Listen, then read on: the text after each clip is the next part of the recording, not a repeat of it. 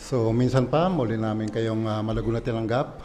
Aming mahal na mga kapatid, mga kaibigan at mga inaaralan sa Biblia. Pasimulan na po natin mga dalawang pagpupulong ngayong umaga. No? At nais natin muna umawit ng papuri sa Diyos na Jehova. At kung convenientes yung kalagayan, pwede kayong tumayo. Ano po?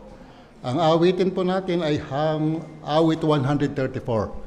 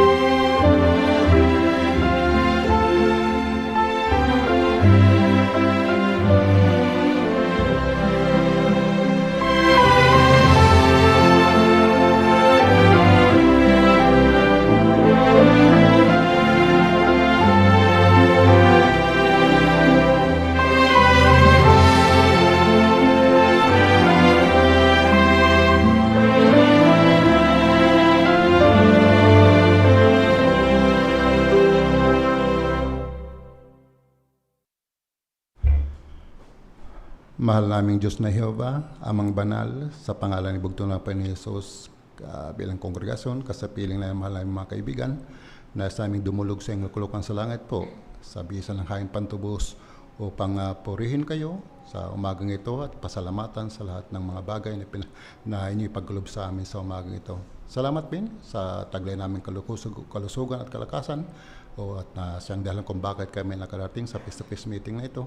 At umasa po kami na ngayong gabay ng Espiritu sa aming pagpupulong, kay palay ang aming puso at isipan ay magbigay pansin sa mga bagay na matutunan namin na nakapagpalusog sa espiritual na nilayo ninyo upang patibayan kami sa uling araw na ito, Ama, na kung saan napakagulo na ng daigdig at panghawakan namin ang pag-asa sa hinaharap.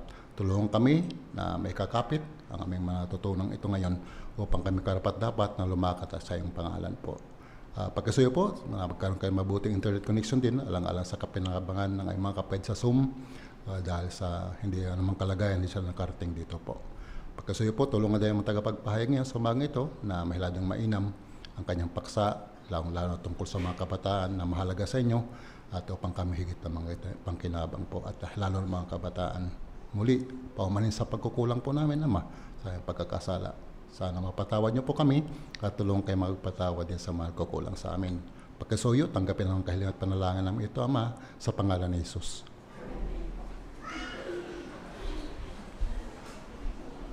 Ang paksa na ating mapakinggan na ngayong umaga ay napakaganda mga kapatid.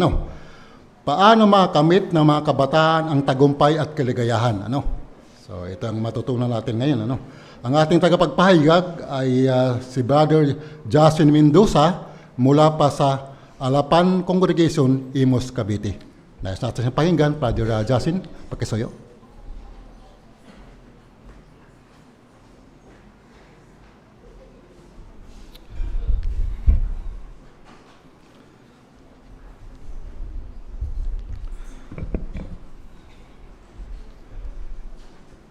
Gaya ng idiniriin ng ating paksa, ang pahayag na ito ay espesipiko para sa ating mga mahal na kabataan. Para sa inyo to, no? Sapagkat mahal na mahal kayo ng Diyos na Jehova. Kaya pwede bang makisuyo na pakitaas yung kamay ng mga mahal nating mga teenager? Edad 13 hanggang 19. Ayun, marami. Ayan. Sige, dahil sa hindi naman tayo stricto, di isama na natin yung mga dalaga at binata na edad 20. Isama na natin hanggang 31. Kasi nasa kalendaryo pa naman. No? Pwede bang makita yung mga dalaga at binata dito? Ayan. Okay. Okay, para sa inyo yung ating paksa na ito. No? Pero syempre, yung tatalakayin nating mga simulain ay kapit din sa buong kongregasyon. No? Kahit na doon sa ating mga mahal na senior citizen, no? Kasi batang-bata pa naman sila kung iahambing doon sa buhay na walang hanggan na ibibigay sa kanila ng Diyos na Jehova. No? Okay, mga kabataan, no? Real talk tayo, real talk. No? Minsan ba mga kabataan na isip nyo na at minsan sumagi na sa inyong isipan at sa inyong puso yung parang nadaman nyo na yung pagiging isang kabataang saksi ni Jehova parang boring, parang hindi masaya? Saan ba nadaman nyo na yun o naisip nyo na? Kasi bakit natin nasabi? No? Baka kasi nakikita nyo yung inyong mga kasing edad, mga kaklase, mga katrabaho, parang ang saya-saya nila, parang ang laya-laya nila. Lahat pwede nilang gawin. Party dito, party doon, gimmick dito, gimmick doon. No? Kahit na anong oras nila gustong umuwi, hindi na nagpapaalam. No? Sabi nga, no? Hindi na nagpapaalam. Ipinapaalam na lang doon sa kanilang mga magulang kung pinapaalam pa. No? Pero kayo, minsan na lang magpapaalam. Dami pang tanong, no? Saan ka pupunta? Sino kasama mo? Bakit kayo pupunta doon? Meron bang adulto doon? Sa lakad nyo na yan? Tapos mamaya, hindi po mapapayagan. Yan. Pero ang tanong, ano ba talaga yung gusto ng Diyos na Jehova para sa inyo mga mahal naming kabataan? Ano yung gusto ng Diyos na Jehova? Tingnan natin yung isang teksto, no, na nagpapakita na kung ano yung gusto ng Diyos para sa inyo. Ecclesiastes 11:9. Pakisuyo, Ecclesiastes 11:9. Sabi dito, magsaya ka binata. Di kapit din sa mga dalaga. No? Kaya sa unang salita pa lang, ano yung gusto ng Diyos? Maging masaya kayo. No? Sabi, habang kabataan ka pa, masaya nawa ang puso mo sa panahon ng iyong kabataan. Sundin mo ang puso mo at pumunta ka kung saan ka akayin ng mga mata mo. Kaya gusto mo mag-party? Pwede naman. No? Gusto mo na mag-swimming, mag-mauling kasama ng iyong mga kabarkada, mga kaibigan, pwede yan. No? Gusto mong mag-movie marathon, walang tulugan, pwede rin. Basta kaya ng katawan nyo. No? Pero tuloy natin. No? Sabi dito, pero, yun ang aba ang sinasabi ko, kala ko gusto nung maging masaya. Bakit may pero pa? No? Yan. Pero tandaan mong hahatulan ka ng tunay na Diyos, depende sa mga gagawin mo. Bakit may pero pa? Tandaan nyo, mga mahal naming kabataan, na yung pero ay katunayan na talagang mahal na mahal kayo ng Diyos na Jehova. Kasi gusto niya na mapabuti kayo. No? Kasi malaya kayo na gagawin ang inyong gusto. Malaya kayo na pipiliin ang inyong gusto. Pero hindi nyo matatakasan ang katotohanan ng Galatia 6:7 na anuman ang inyong hinihahasik ay yun din ang inyong aanihin. No? Nakalulungkot, mayroong mga kabataan na gamit nila yung pasimula ng kanilang kabataan na ang naging resulta, naging delinkwente yung kanilang kinabukasan. Siyempre, ayaw ng Diyos na Jehova yon. Gusto niya na mapili nyo yung pinakamabuti para sa inyo, na aakay sa inyo sa tunay na tagumpay at kaligayahan. No? Paano nyo ba matitiyak, mga mahal naming kabataan, kung kayo ay nakapagpasya o nakapili ng isang bagay na tutulong sa inyo na talagang maging matagumpay kayo at maging maligaya ang inyong kinabukasan? Paano nyo matitiyak yon? Matitiyak nyo yon kung ang desisyon na inyong ginawa ay nakapagpasaya sa Diyos na Jehovah. Kapag yung ginawa nyo na desisyon sa inyong buhay, napasaya ninyo ang Diyos na Jehovah, yun, tiyak na ang resulta noon, kayo ay magiging matagumpay at maligaya. Kaya ngayon, mga mahal naming kabataan, meron tayong 3 aspekto sa inyong buhay na pag-uusapan at kailangan nyong pagpasyahan. Kailangan nyong pumili. Siyempre, pwede kayong tulungan ng inyong mga maigulang na mga magulang at ng mga kapatid. Pero ang pangunahing tutulong sa inyo ay ang patnubay ng Diyos na Jehovah na mababasa sa kanyang salita. Kaya titingnan natin sa bawat pagpili kung ano yung mga simulain na pwede nyong gamitin para makapagpasya kayo ng tama. Ready na kayo, mga mahal naming kabataan, doon sa 3 pagpapasyahan nyo? Pwede nyong ilista, no? Ang una ay ang pagpapasyahan nyo, ang pagpili mo ng mga kaibigan. Yan, siyempre, lahat tayo, kahit nga hindi kabataan, gusto may kaibigan, no? Sangayon ba kayo na yung pipiliin nyong kaibigan ay may direktang kaugnayan kung kayo ay magiging matagumpay at maligaya sa hinaharap? Mga kabataan, talaga kayang may epekto sila? Oo, no? Kasi meron silang impluwensya sa inyo kung sila ang inyong pipiliin. No? Kasi ang kaibigan para yung elevator. No? Elevator. No? Pwede kayong hatakin pataas. Pwede naman kayong hatakin pababa. No? Kapag tama yung napili nyong kaibigan, hahatakin kayo pataas. Sabihin, gaganda yung inyong katangian, magiging may gulang kayong Kristiyano. Sa madaling salita, talagang hahatakin kayo pataas para mapalapit kayo sa Diyos na Jehovah. Ayan, no? Pero kung mali ang inyong mapipili na kaibigan, hahatakin naman kayo pababa. Hanggang doon sa basement. Mas malalim pa, baka doon na sa mga imbakan ng mga basura doon, makarating kayo. Totoo ba yun? Oo, totoo yun. Diba, marami tayong napapanood sa mga balita. Gusto lang namang magkaroon ng kaibigan. Diba? Ano ang ginawa? Sumali sa fraternity. Kasi gusto niya, brotherhood. Ano nangyari? Ayun. Literal na hinatak pababa, na hazing. Dahil sa maling pagpili ng kaibigan, buhay niya ang ibinayad niya. Siyempre, ayaw ng Diyos na Jehovah. Baka hindi naman ganon, no? Kung pumipili kayo ng kaibigan, hindi naman ganong ang resulta. No? Pero, pinapaalala yung matalinong pagpili ng kaibigan sapagkat tutulong ito sa inyo na maging maligaya. No? Ano yung simulain na gagabay sa inyo, mga mahal naming kabataan, para mapili ninyo yung pinakamahusay na kaibigan?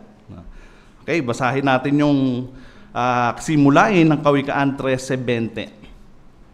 Sabi dito, ang lumalakad na kasama ng marurunong ay magiging marunong, pero ang sumasama sa mga mangmang ay mapapahamak. Ayan, yan yung guide nyo, no? Ayan, yung salitang lumalakad, sumasama, hindi ito yung basta nakakasalamuhan nyo lang sa trabaho, nakakasama nyo sa school. Hindi, no? Ang tinutukoy dito ay yung malapit na pakikipag-ugnayan at talagang tumutukoy sa pakikipagkaibigan. No? Napansin nyo ba yung sinabi sa teksto? No? Sinabi, kapag lumakad kang kasama ng marunong, magiging marunong ka. No? Pero hindi sinabi na kapag sumama ka sa mangmang, baka mapahama ka. Walang salitang baka, no? Talagang tinukoy na mapapahamak. Ano ba yung ibig sabihin ng mga mangmang? Na hindi nyo sila kailangan sa inyong buhay. Sino ba yung mga mangmang? No? Hindi ito yung mga kaklase nyo na mahina sa academics, no? Na mabababa ang grades. No? Hindi sila yon. Ang tinutukoy dito, yung mga tao na mangmang sila dahil sila ay walang kaalam-alam sa mga batas at simulain ng Diyos na Jehovah. No? Kapag sila ang sinamahan nyo, talagang makaka-impluwensya sila sa inyo sa paraan ng inyong pag-iisip. Lagi nating nababanggit yung unang Korinto 15:33, yung masamang kasama sumisira sa magagandang ugali. Kapag siniresearch niyo yung teksto na yon, ang pangunahing tinutukoy ni Pablo doon sa masasamang kasama, mga kapatid din sa kongregasyon. Kapag tinuring yung na iba na ang pananaw sa ano, no? Hindi na naniniwala doon sa pagkabuhay muli. Sabi ni sila yung tinutukoy na masamang kasama. Anong ibig sabihin natin? Kung yung naandoon na sa loob ng kongregasyon, pwede pang maging masamang kasama, mapanganib, o di lalo na yung nasa labas ng kongregasyon na walang kaalam-alam sa batas ng Diyos na Jehovah, no? Kaya ang tanong, saan nyo makikita yung mga mahuhusay na kaibigan na mapipili nyo? O di sa loob ng kongregasyon, no? Yung nagmamahal sa Diyos na Jehovah. Paano ba kayo pipili? Minsan gusto ng kabataan yung kasing edad nila kasi nakaka-relate sila sa amin, Brad. Okay din naman, no? Kaya lang, kung lagi na lang ang pinipili nyo yung mga kasing edad nyo, parang yung pagsusuot ng damit na isa lang ang kulay. Sa Kingdom Hall ka, red. Makita ka sa mall, red. Makita ka sa palengke, red. Ibig sabihin, parang nakakasawa din. No? Baka iwi ka nga, pwede nyo subukan yung ibang kulay. No? Pwede kayo makipagkaibigan sa mas bata o sa mas may edad. Mas mapapatibay nyo sila, mapapatibay din kayo. No? At sa Biblia, napakaraming halimbawa ng mahuhusay na pagkakaibigan na hindi naman magkaedad. Halimbawa, sina Ruth at Noemi, si Pablo at si Timoteo. At doon sa ating unang artwork, sino yung magandang halimbawa ng pakikipagkaibigan? Sino yan? Si David at si Jonathan. Bakit ba sila naging mahusay na magkaibigan? Dahil ba sa magkaedad sila? Hindi, malayo yung agwat ng edad nila. Dahil ba pareha sila ng estado sa buhay? Hindi rin. No? Si David pastol, si Jonathan naman ay prinsipe.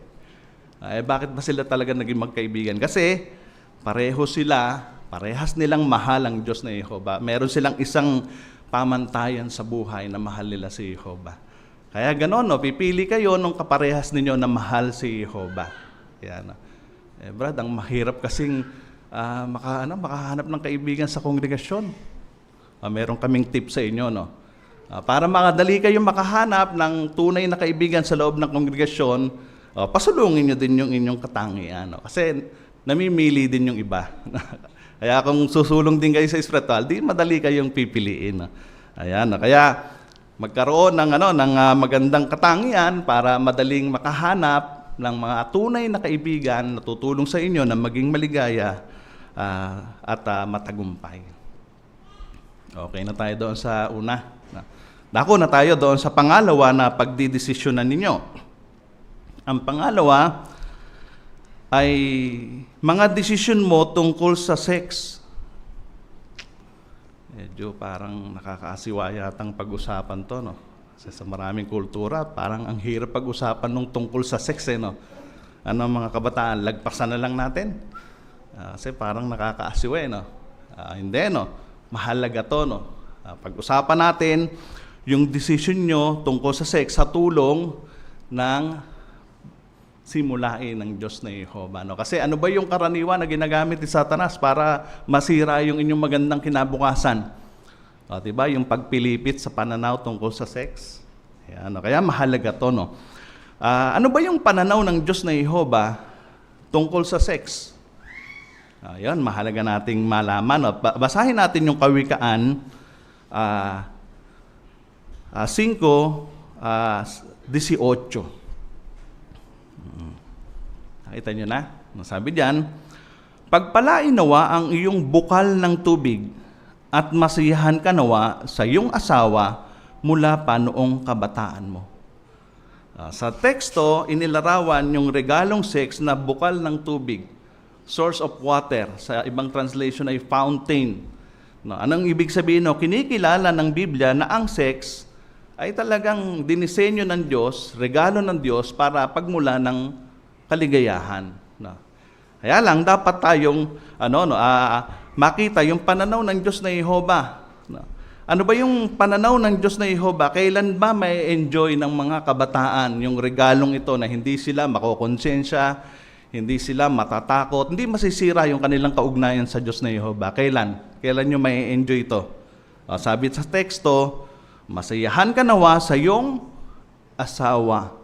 Kaya ang tamang panahon na may enjoy ito nang hindi kayo makokonsensya, di masisira ang kaugnayan nyo sa Diyos na Jehovah ay sa panahon na kayo ay legal ng may asawa. Ayan. Kaya manata kayo, mga mahal naming kabataan, sa harap ng Diyos na Jehova, na i-enjoy nyo ang regalong ito, marangal na regalong ito, kapag kayo ay may asawa na. No? Kasi dinisenyo talaga ito ng Diyos na Jehova na yung pagnanasa sa regalong ito ay masidhi. Yan ang reality, no? Masidhi. Kasi gaganap ito ng mahalagang papel para matupad ang layunin ng Diyos na Jehova na mapuno ang lupa. No? Kasi ang tao naman, di naman kagaya ng mga anghel na nang lalangin, napakarami na. No? Kaya gaganap yung regalong sex ng papel sa layunin ng Diyos na Jehova. Ayan. Pero kailan ba sa parte ng buhay ng tao, kailan ba pinakamasidhi? No? Kailan ba pinakamasidhi yung damdamin, yung emosyon, yung isip doon sa sa regalong ito, sa part ng buhay ng tao? Kailan ba mas pinakamasidhi yung pagnanasa dito sa regalong ito? Makikita natin yan doon sa unang Korinto 7:36, yung ekspresyon na binanggit doon ni Apostol Pablo na kasibulan ng kabataan. Ano ba yung ibig sabihin ni Apostol Pablo nung gamitin niya yung salitang kasibulan ng kabataan? Tumutukoy yan doon sa pagnanais, doon sa regalong sex. No? Ang ibig sabihin ng salitang kasibulan ay galing sa salitang Griego na hyperakmos. Galing sa salitang hyper na nangangahulugang lampas at akme na nangangahulugang kasibulan o tuktok. Kapag sinabing hyper, hindi naman mahirap unawain. No? Literal na kahulugan ng hyper ay highly excited and extremely active. Yan ang reality. No? Paano ba natin ilalarawan yung sinasabi dito na kasibulan ng kabataan? No? Kumbaga, para ilarawan, no, kapag ang isa ay nasa kabataan, yung pagnanasa niya sa regalong ito, parang Japan bullet train. No? Bilis. Yung Japan bullet train, tumatakbo ng halos 300 kilometers per hour. At ngayon, merong may bagong technology yung Japan bullet train na testing na noong 2015 at masasakyan na sa Japan sa taong 2034. No, na-testing na yon, sinakyan ng mga technicians saka yung mga executive nila na tumakbo ng 603 kilometers per hour. Ang bilis na. Ganong kabilis kapag nasa kasibulan ng kabataan. Siyempre, paglangpas na, ayan, bumabagal na. No? Kumbaga, MRT na lang yung bilis. No? Bakit natin itinulad doon? Ano ang ibig sabihin natin? No? Dahil ba mga kabataan yung inyong pagnanasa sa regalong ito ay parang Japan bullet train? Kapag ba kayo iniharap ni Satanas na Diablo sa tukso ng imoralidad, ibig sabihin ba, bibigay na lang kayo? Kasi manok na yung palay na lumalapit, ganun ba? Bibigay na lang doon sa tukso ng sexual na imoralidad? Hindi, no? Balik tayo doon sa Japan bullet train. No? Marami pangarap na sumakay doon sa Japan bullet train. Ang bilis, no? Bakit ba hindi natatakot yung mga tao na sumakay doon? At yun, inaabangan na yung 603 kilometers per hour. Bakit? Gustong-gustong sumakay. Kasi doon sa kanyang braking system, no, meron siyang safety features. No? Yung Japan bullet train, natatakbo ng 600 kilometers per hour, meron siyang braking system na gumagamit ng magnet. No? Yung nire-reverse yung polarity ng takbo. No? Sa imbis na pasulong, pag-brake, papigil, no? Binabago yung direksyon. No? Kaya safe na safe. No? Kaya sa katulad na paraan, yung bang regalong sex, nilagyan din ng Diyos ng safety features para hindi meron kayong pagpipilian na manatiling tapat pa rin sa Diyos na Jehova. May braking system din ba yon? Oo, meron. Unang Tesalonica 4:4. Sahin natin. Sabi dito, dapat na alam ng bawat isa sa inyo kung paano kontrolin ang kanyang katawan para manatili itong banal at marangal. Meron bang braking system? Meron. Kahit napakasidhi ng pagkakadesenyo ng Diyos na Jehova, nilagyan niya to ng safety features para mananatili pa rin tapat ang kabataan. No? Meron bang nakagamit ng mahusay doon sa braking system? Tingnan natin yung pangalawang artwork. O sino yan? Di ba magandang halimbawa sa mga kabataan na si Jose. Nagamit niya ng mahusay yung kanyang braking system, napigilan niya. Ano ba yung nakatulong kay Jose para hindi siya mahulog sa tukso ng immoralidad? Baka kasi hindi niya naman type yung asawa ni Potiphar, di ba? Kasi parang mas madaling tumanggi pag hindi mo type, no? Ganun ba ang dahilan bakit napagtagumpayan ni Jose? Tingnan natin yung Genesis 39:9. Sabi dito, walang nakakahigit sa akin sa bahay na ito at wala siyang ipinagkait sa akin maliban sa iyo dahil sa asawa kanya. Kaya paano ko magagawa ang napakasamang bagay na ito at magkasala nga laban sa Diyos? Kaya ano yung braking system niya? Yung pagkatakot niya sa Diyos na Jehovah. Yung pag-ibig natin sa Diyos na Jehovah, mga kabataan, ay parang magnet na tutulong sa inyo na hindi kayo magkasala ng immoralidad. No? Kaya mga kabataan, turing nyo na yung kalinisan sa moral, no? Yung inyong kaugnayan sa Diyos na Jehovah ang pinakamahalaga nyong pag-aari. Pero bago tayo lumipat doon sa susunod, meron akong secret na sasabihin sa mga kabataan, no? Lalo na doon sa mga sister. Tingnan niyo yung unang Korinto 6:18. Yung unang salita lang, no? Sabi dito, tumakas kayo mula sa sexual na immoralidad. Sa palagay nyo, ito kaya ay alam ng mga kabataang hindi saksi ni Jehovah? Na ipapayo kaya sa kanila to? Malamang hindi, no? Pero alam nyo ba, paborito nila to, no? Tumakas kayo mula sa sexual na immoralidad. Kaya lang, pabaliktad. Ang sa kanila, mula sa sexual na immoralidad, tumakas kayo. Anong ibig sabihin? Doon muna sila magsisimula sa sexual na immoralidad. Magpapakasasa sila doon. Kapag nakabuntis, doon tumatakas. No? Kahit na pang diaper ni baby, pang gatas, wala. No? Kaya mga sister, no, ingatan ninyo ang inyong kalinisan sa moral. Kahit mga brother, tutulong yan sa inyo para makamit nyo ang tunay na tagumpay at kaligayahan. No? Okay. Dito na tayo sa pangatlo. No? Ang tunguhin mo, ayan, no? Ang isang pagpapasyahan nyo ay ang tunguhin mo para sa inyong kinabukasan. Siyempre, lahat ng mga kabataan ay interesado sa kinabukasan. Pero napapansin nyo ba kapag pinag-iisipan ang tungkol sa kinabukasan, parang merong dalawang kaisipan na pumapasok sa inyong isipan? Na pag magandang kinabukasan, pag tumingin tayo sa sanlibutan, para masabi na ikaw ay tagumpay, kailangan na mayaman ka. No? Kailangan na meron kang 5 C para ikaw ay talagang matagumpay. Taglay mo yung 5 C. Ano yung 5 C? Kailangan marami kang cash.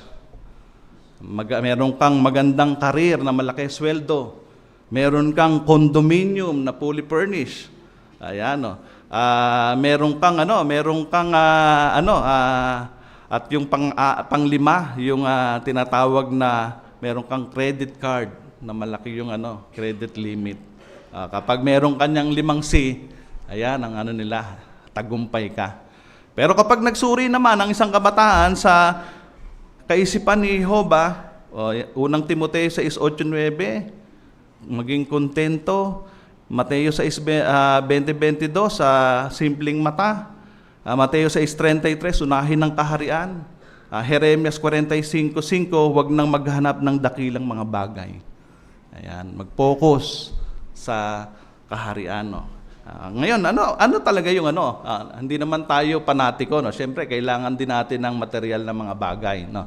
At ngayon, talagang merong para magkaroon ng material ng mga bagay, talagang sabi nga ng mga magulang, igagapang ko yan para makapagtapos ng magandang kurso para sigurado yung kanyang kinabukasan. Hindi naman masama yun, at talagang yun ay pinagpapasyahan ng pamilya. No? Pero ang punto, kung ang isa ay mag-aaral ng mataas na edukasyon, pero ang reason ay na-impluwensyahan siya ng kaisipan na ang kaligayahan at tagumpay ay nagbumula sa material na mga bagay, yun ang problema. No? Bakit? No?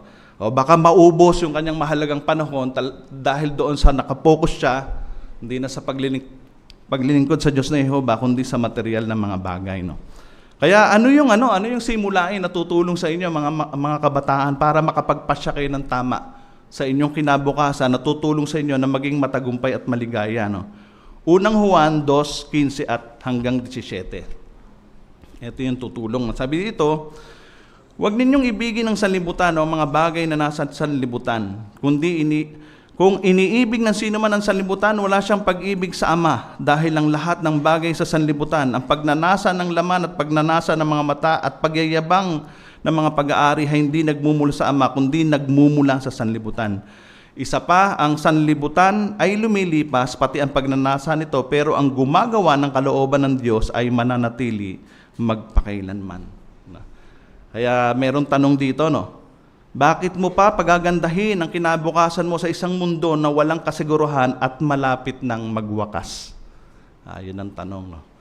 Walang anumang mayaalok ang mundong ito na makapapantay sa mga pagpapalang ibibigay sa iyo ng Diyos sa hinaharap. Para ilarawan, doon sa amin sa Cavite, napakaraming road widening doon. Dito ba sa Parañaque, meron din kayo nakikitang road widening? Halimbawang dumating yung Saga City Hall at merong inabot sa inyong sulat. Ngayon, ang laman ng sulat, yung bahay nyo ay tatamaan ng road widening. Yung bahay nyo, tatamaan ng road widening.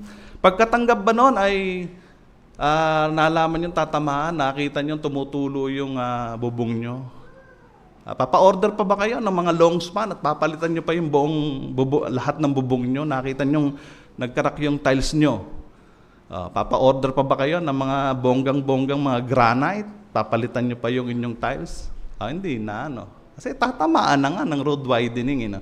Kahit na anong improvement yung ilagay natin dyan, mawawala na ng halaga. No? Baka i-repair na lang natin. Baka bulkasil na lang ang katapat. No? Anong ibig sabihin natin? No?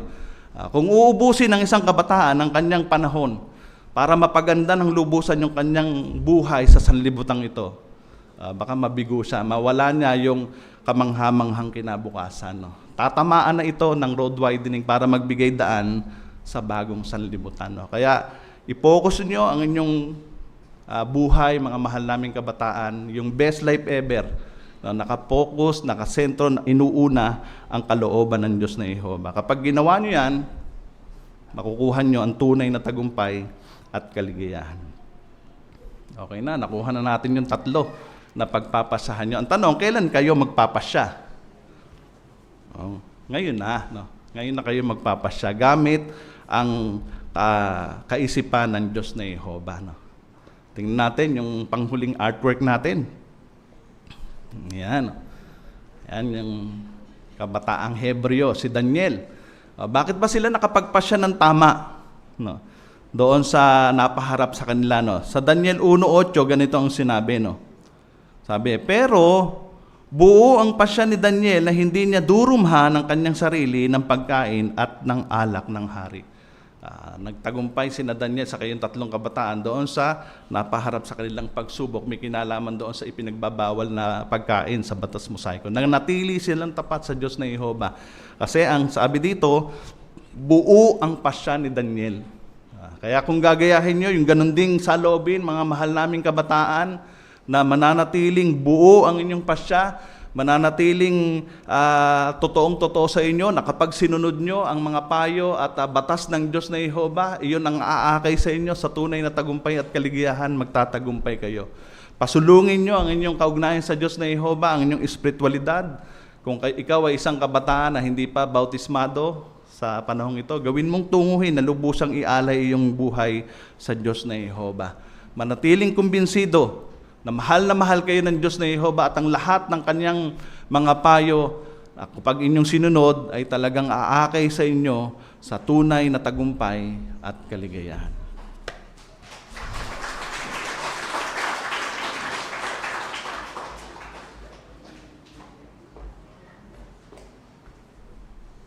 Maraming salamat, Brother Mendoza, sa mahusay na pagpaunawa, particular lalo sa aming mga kabataan. Talagang nagpapatibay ito sa kanila. No? Mga kapatid, tutungo na tayo sa ating kalampulong, ang pag-aalang bantayan. Ang paksa ay gumawa ng mapagbabago at magpabautismo. Ito'y pangasiwaan ni Brother Isi Pahalyaga at ang kanyang tagabasa ay si Brother Bong Libres. Sa'yo.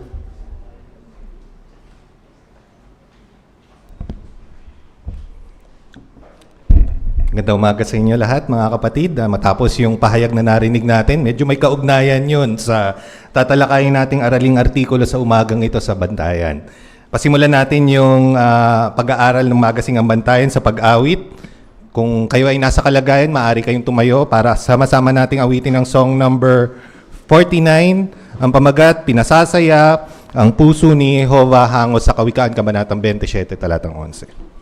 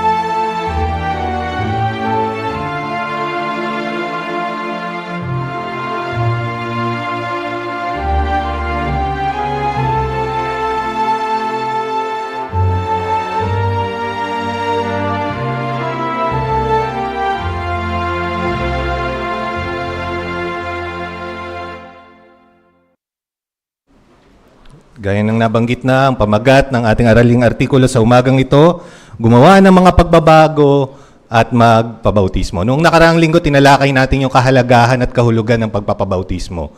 Ngayon, makikita natin, bakit? Alam natin na mahalaga ito, pero waring marami pa rin nag-aatubiling magpabautismo. Ano kaya yung mga posibleng dahilan? At paano kaya natin sila matutulungan o paano natin ito mapagtatagumpayan? Ang ating temang teksto sa umagang ito ay hango sa 2 Korinto 6:2. Sabi, talagang ngayon ang panahon ng kabutihang loob. Sa araling artikulong ito, matututuhan natin na ngayon na ang panahon para maging kaibigan ni Jehovah at magpabautismo. Makikita natin ang mga punto na makakatulong sa bawat isa, lalo na kung nag-iisip ka ngayon na magpabautismo o kaya medyo gusto mo pang lumipas yung mga ilang panahon pa para magpabautismo. Ano kaya ang pwede natin gawin? Tutulungan tayo ni Brother Bong Libres para basahin sa atin yung mga para po. Pakisuyo, pakibasa yung para po uno. Inialay mo na ba ang sarili mo kay Jehovah at nagpabautismo? Kung oo, hiniling mo na kay Jehovah na bigyan ka ng isang malinis na konsensya at naging magandang halimbawa ka sa mga kabataan at baguhan sa kongregasyon ninyo. Napakagandang ginawa mong desisyon. Pero paano kung hindi ka pabautisado? Siguradong mahal mo si Jehovah at gusto mong gawin ang magpapasaya sa Kanya. Alam mo rin kailangan mong magpabautismo para mapatawad ang mga kasalanan mo at maging katanggap-tanggap kay Jehovah. Pero baka nahihirapan ka pa rin magdesisyon kung magpapabautismo ka na. Makakatulong sa iyo ang artikulong ito. Pag-uusapan dito una kung ano ang nakapipigil sa ilan na magpabautismo. Yung pangalawa, kung bakit magandang laging tandaan na malapit na ang wakas. At yung pangatlo, kung bakit makakabuti sa iyo na kumilos na ngayon at gumawa ng mga pagbabago para magpabautismo. Sa tanong natin sa number 1, letter A, bakit napabuti ang buhay natin mula nang magpabautismo tayo? Sister Atamosa, Jana? Napabuti nga po ang buhay natin after magpabaptize dahil ayon nga po sa mga tekstong ibinigay sa para po, dahil sa ating desisyon na ialay ang buhay natin kay Jehovah po, ay nabigyan po tayo nito ng malinis na konsensya at chance na humiwalay sa masamang henerasyon na ito para magkaroon ng layunin sa buhay at maligtas po. At dahil po dito, maaaring mas makaramdam po tayo ng sigla sa espiritual at lalo na po sa ministeryo. Maraming salamat. Sister Calso. Reliyosang tao ako noon. Parang napakahirap sa akin na lumipat sa bagong reliyon. Kaya ang ginawa ko, ang personal kong karanasan, lahat ng panalangin ko, idinadaan ko kay Jesus at salamat sa Santo at lahat naman sinasagot. Ang nagpakilos sa akin, ang pagtawag sa personal ng Jehovah, sa pangalan niyang Jehovah. Kaya ang ginawa ko, muna, tiningnan ko ang pangalan Diyos sa International Webster Dictionary sa ginagawa ng karamihan para malaman ang kalugan ng espesikipo at nakita ko talaga ang meaning ng Jehovah, God of the Hebrew and of Israel. Kaya sa pagkakataon noon, inilagay ko sa aking isipan na tama pala ang sinasabi ng mga saksi ni Jehovah. Ayun, so mismong si Jehovah nagpakilala sa inyo, kaya kayo ay napasulong. Ngayon, sa letter B, tanong, ano ang tatalakayin natin sa artikulong ito? May 3 punto. Sister Licanda.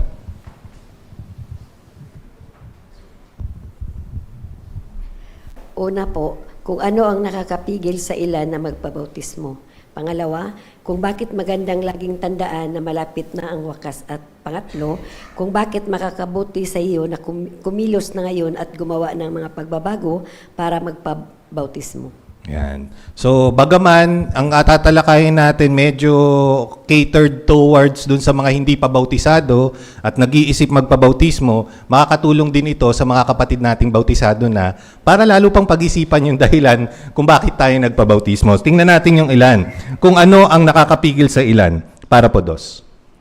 May ilan na napipigilang magpabautismo dahil sa takot. Halimbawa, kahit gusto nilang paglingkuran sa Jehovah, natatakot sila sa anuman ang gawin nila, hindi nila mapapasaya si Jehovah.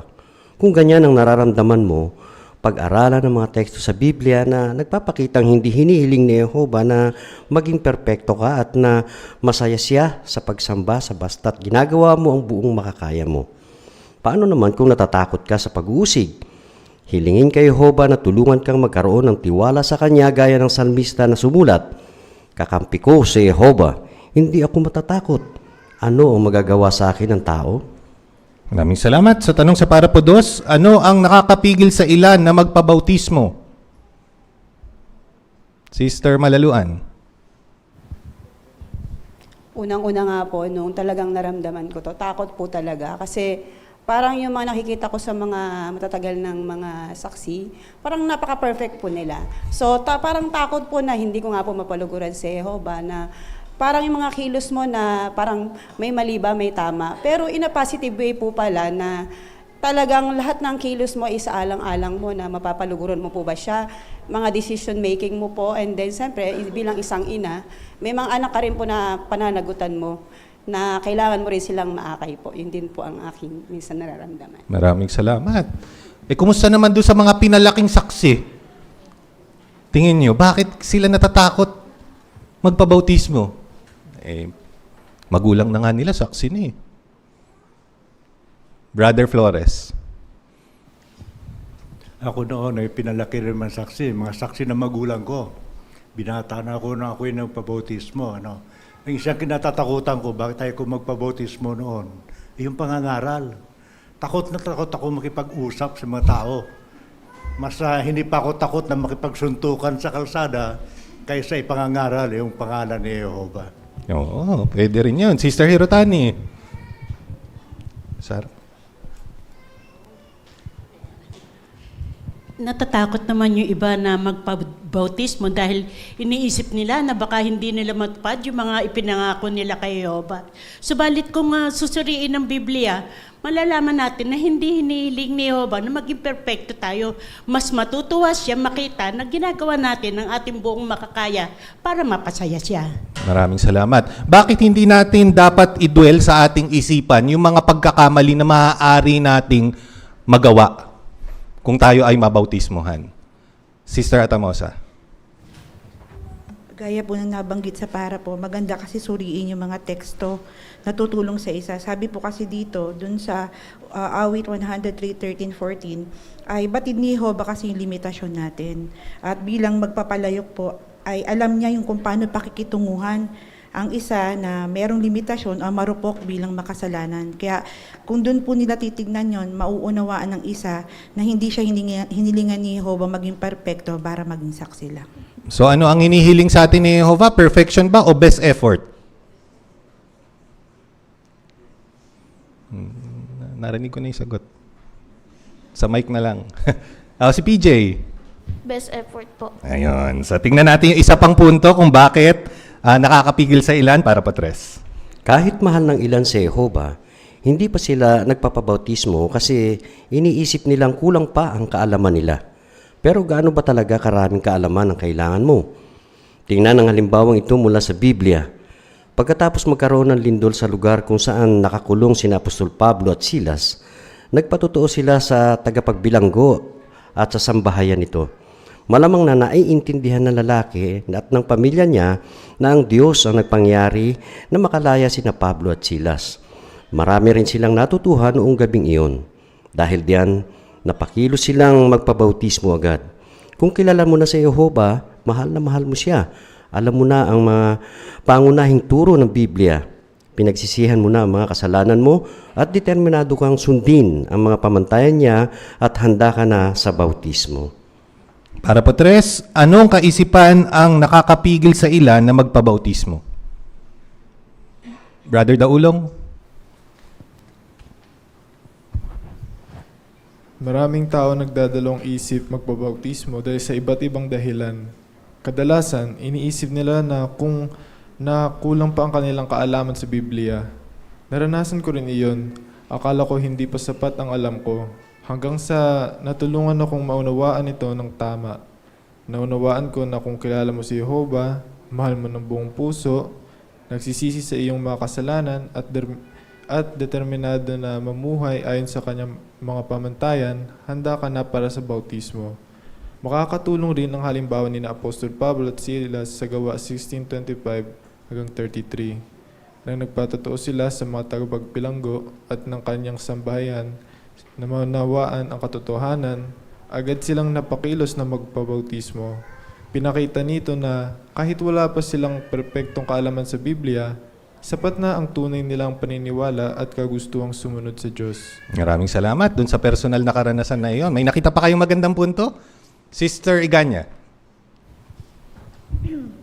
Natatakot nga po yung ilan na magpabautismo kasi dahil nga sa kulang pa yung kaalaman nila, natatakot sila na baka hindi nila maipaliwanag ang Biblia or maipagtanggol yung katotohanan sa bahay-bahay man or sa informal witnessing. Pero natutuhan nga po natin sa halimbawa ng tagapagbilanggo at ng sambahayan na hindi utak na punong-puno ng kaalaman ng nag-uudyok sa isa na magpabautismo, kundi isang pusong punong-puno ng pag-ibig kay Jehovah. Maraming salamat. Minsan nakakahadlang din yung mahusay na nagba-Bible study, hindi ba? Bakit kaya? Maaaring makahadlang yun sa isa na gustong magpabautismo.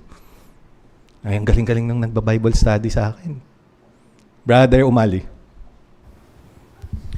Hindi maiwasan yun na ma-level yung sarili doon sa nagtuturo. Ay, dapat ganun ako kasing husay kay kuya o kay ate. Pero mapapansin natin doon sa artwork, tsaka doon sa nangyari, doon sa tagapagbilanggo, hindi na-intimidate yung tagapagbilanggo doon kay Pablo. Ay, si Pablo, misyonero to. Naku, kailangan mahusay. Kaya natutunan ko rin, bilang isang nagtuturo din, na kailangan maging humble, ipakita din yung kahinaan. Nung Bible study pa tayo, ay, ganito din ako dati. Para sa gayon, hindi ma-intimidate yung study, tsaka maudyukan siyang mag-alay at magbabaptize. Maraming salamat. Brother Calso. Yung nasa larawan niya, nakaupo, yung may balbas, si Pablo at Silas yan. Sino yung mga nakapaligid? Mga hintil. Ibig sabihin, wala silang alam sa Biblia. Ngayon, pinaliwanag nila ang tungkol kay Jesus. Kasi ang issue nun si Jesus Christ Pinaliwanag nila yung basic na teachings na yon. Anong ginawa ng pamilyang hintil na yan? Nagpabautismo agad. Hindi naman maraming kaalaman pa sila, pero nagpabautismo na kaagad. Kasi bakit? Tumagos yung salita ni Jehovah sa kanila. Ipinaliwanag ng mainam ng dalawa, si Pablo at Silas, yung salita ng Diyos. Kaya simple lang, natutunan nila, hindi na naging hadlang yun, hindi na naging hadlang yun. Maraming kaalaman pa para magbautismo. Simple lang ang nalaman nila, tumagos sa puso nila, minahal nila si Jehovah at Jesus, nagpabautismo agad. Maraming salamat. So ilang libro ang kailangan nating mapag-aralan para tayo magpabautismo? Brother Tom Villavicencio. Mag-set tayo ng standard. Baka sabihin ng iba na kailangan tapusin ko yung isang book bago magpabautismo. Hindi naman yun. Kasi kung papansinin natin doon sa ulat doon sa eksena doon kina Pablo, sabi doon nung gabi marami silang natutunan. Pero anong ginawa nila nung gabi, yung natutunan nila, agad silang nagpabautismo. Kaya hindi kailangan kung marami kang natutunan, basta ang mahalaga doon, mahal mo si Jehovah at nagtitiwala ka, natutulungan ka talaga niya na makayanan yung mga problemang iyon. Yun. So case-to-case basis pa din, no? Pwedeng maiksi, pwedeng marami, pero ang mahalaga, may kaalaman ka. Sister Atamosa?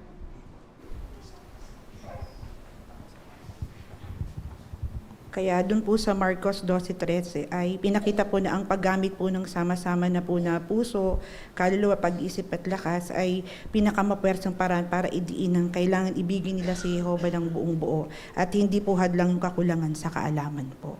Maraming salamat. Brother Magpili. Kung masulong nga yung Bible study natin, yung sa libro natin na Masayang Buhay, kahit hindi pa tapos yun kung masulong siya, pwede na siyang mag-alay at magpabautismo. Pero pagkatapos ng bautismo, pwede pang ituloy yung pag-i-study sa kanya hanggang sa matapos yung aklat. Okay. So may ganung provision na ginagawa sa mga kapatid. Susunod na para po tayo, para po 4. Gusto naman ng ilan na mapasaya ang Diyos, pero nakapokus sila sa mawawala sa kanila kapag nagpabautismo sila. Siyempre, tama lang na pag-isipan ang magiging epekto ng anumang desisyong gagawin natin. Kaya lang, masyadong nag-aalala ang ilan sa mga sakripisyong gagawin nila para mapaglingkuran sa Jehovah. Yan ang naramdaman ni Candace. Pinalaki siya sa pamilyang saksi, pero hindi siya sumulong hanggang sa bautismo. Noong malaki na siya, inalukan siya mag-aral ng Biblia. Sinabi niya, alam ko naman kung ano ang kailangan kong gawin para mapasaya si Jehovah. Pero nag-aalangan akong gawin iyon kasi nag-i-enjoy ako sa buhay ko sa sanlibutan. Alam kong mahihirapan akong iwan ng mga iyon. Nag-aalala naman ang ilan na hindi nila maaabot ang mataas na pamantayan na hinihiling ng Diyos sa mga bautisado na. Natatakot sila na baka pagkatapos nila mabautismuhan, makagawa sila ng malubhang kasalanan at maalis sa kongregasyon. Kung napipigilan kang magpabautismo dahil sa mga iyan, ano ang pwede mong gawin? Tanong sa para po 4, ano ang isa pang dahilan kung bakit napipigilan ng ilan na magpabautismo? Sister Ciares.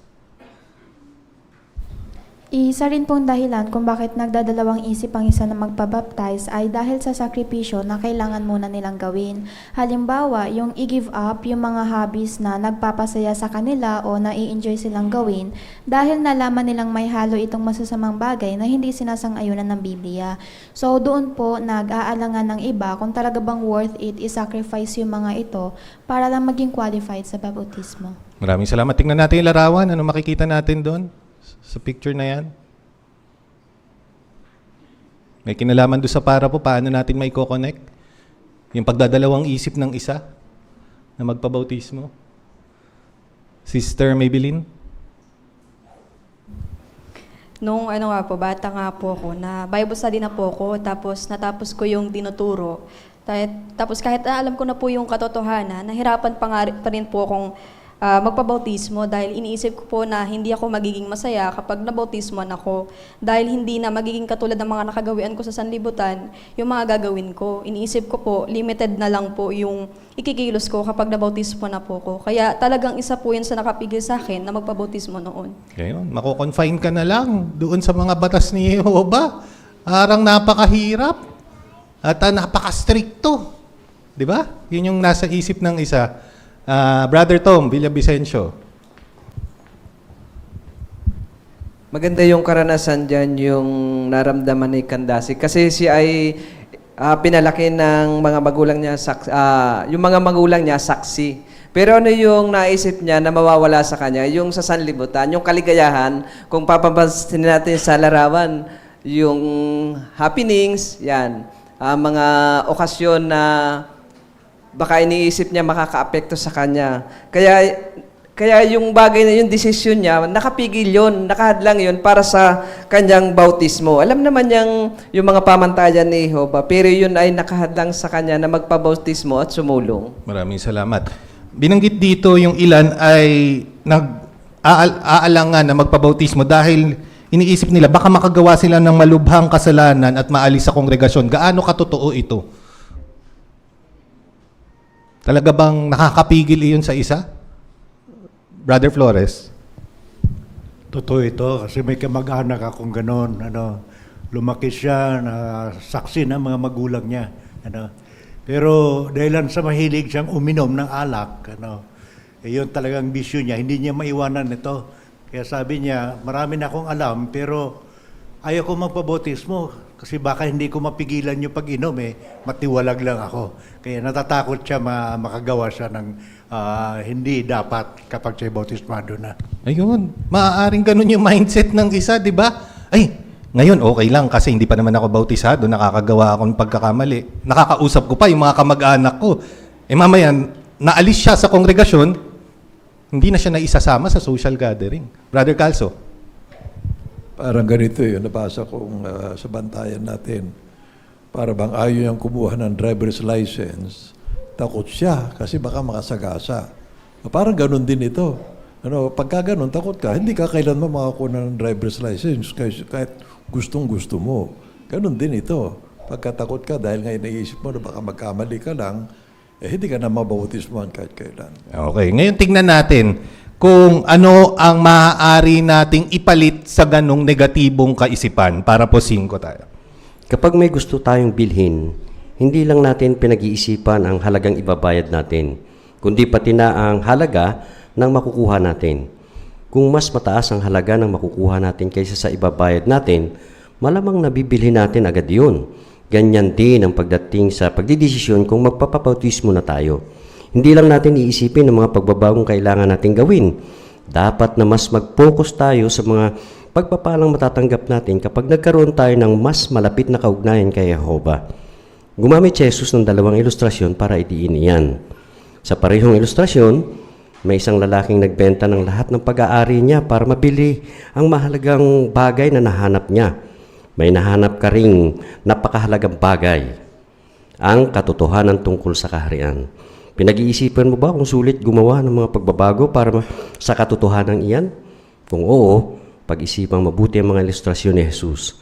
Pati na ang mga tanong na ito, kumbinsido ba ako na napakahalaga ng katotohanang nahanap ko? Mahalaga pa para sa akin ang kaugnayan ko kay Jehovah, ang pag-asa na ibinibigay niya at ang mga kapatid?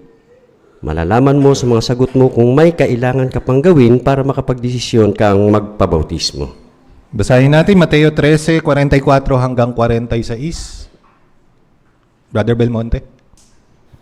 Ang kaharian ng langit ay gaya ng kayamanang nakabaon sa bukid na nakita ng isang tao at ibinaon ulit. Dahil sa saya, umalis siya at ipinagbili ang lahat ng ari-arian niya at binili ang bukid na iyon. Ang kaharian ng langit ay gaya rin ng isang naglalakbay na negosyante na naghahanap ng magandang klase ng mga perlas. Nang makakita siya ng isang mamahaling perlas, umalis siya at agad na ipinagbili ang lahat ng pag-aari niya at binili iyon. Maraming salamat. Tanong sa para po 5, saan tayo dapat mag-focus kapag pinag-iisipan natin kung magpapabautismo tayo? Doon tayo sa ating Bible study. Maraming salamat. Kapag nga po nakapag-desisyon tayo na magpabautismo, ay dapat nga pong mas mag-focus tayo sa pagpapalang matatanggap natin kapag nagkaroon na tayo ng malapit na kaugnayan kay Jehovah. Maraming salamat. Ano yung saan inihalin tulad itong pagkakaroon ng ganong mindset? Yung pagpapabautismo. Ano bang mas mahalaga sa inyo? Cost o value ng isang ari-arian?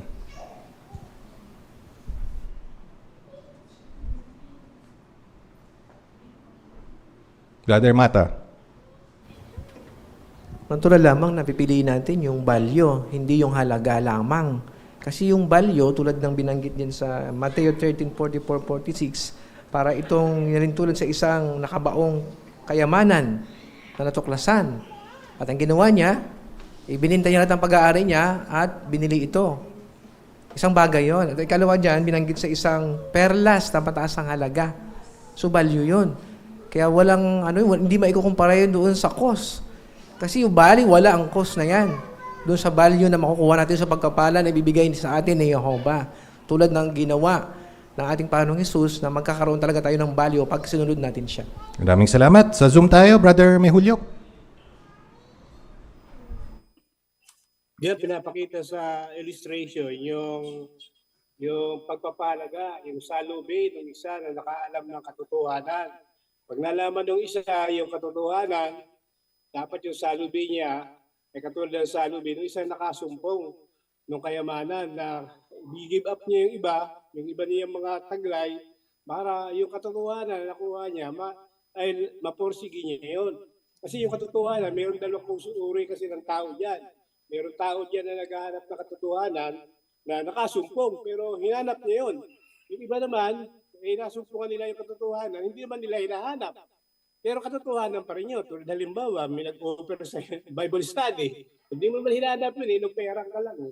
Pero yung iba, naghanap talaga sila. At yung naghanap na yan, dapat ang salubin nila parehas. Parehas na mahalaga sa kanila yung katotohanan. Maraming salamat. Sister Calso. Bago ako nagpabautismo, kumbinsido na at talaga napakahalaga ang katotohanan sa akin at sa kaugnayan ko sa Diyos na Jehovah. Maraming salamat po.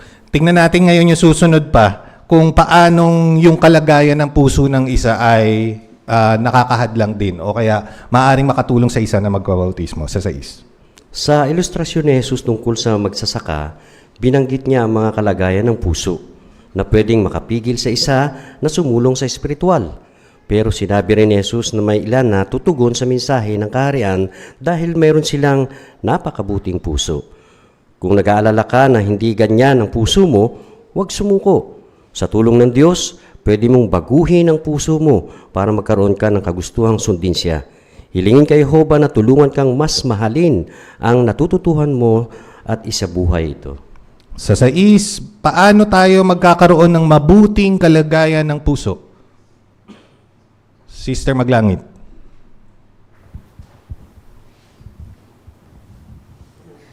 Para magkaroon nga po tayo ng good heart condition, kailangan po nating i-work out yung puso natin mismo. So hindi lang basta yung feelings natin or kundi yung attitude natin sa katotohanan.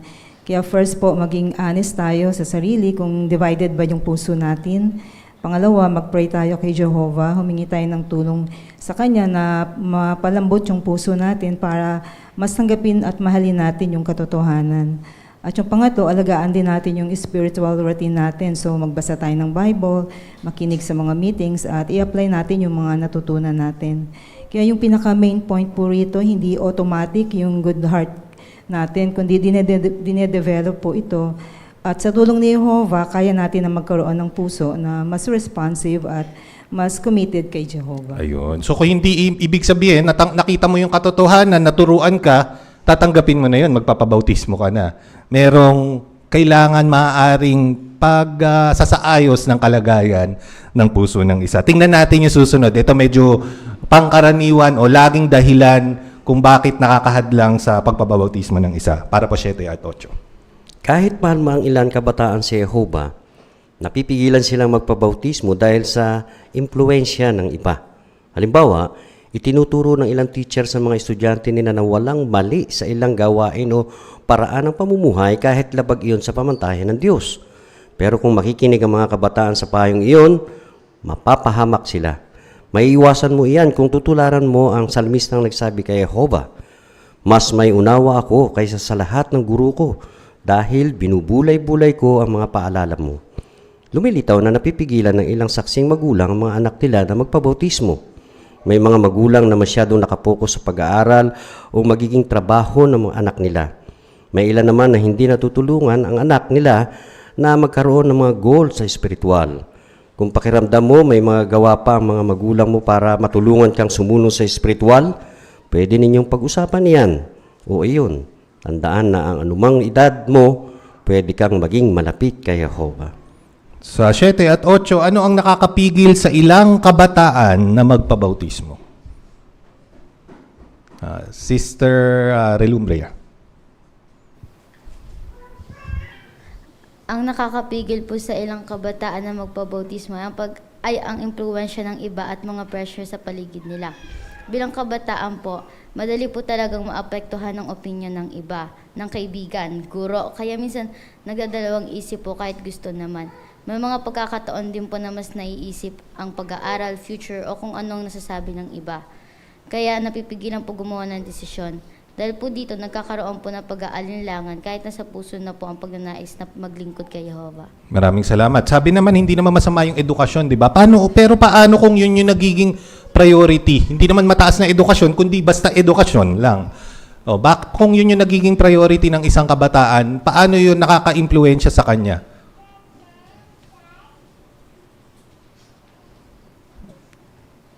Isipin nyo yung panahon na ginugugol. Brother Mata. Kumbaga, time is life. So ngayon, kung ang kabataan mag-focus sa edukasyon, yun ang pangunahin sa kanya, yun doon niya rin i-google ang kabuang panahon, buong buhay niya, sa pag-abot nun. Mawawala na lang panahon para sa mas napakahalagang gawain para kay Jehovah. Maraming salamat.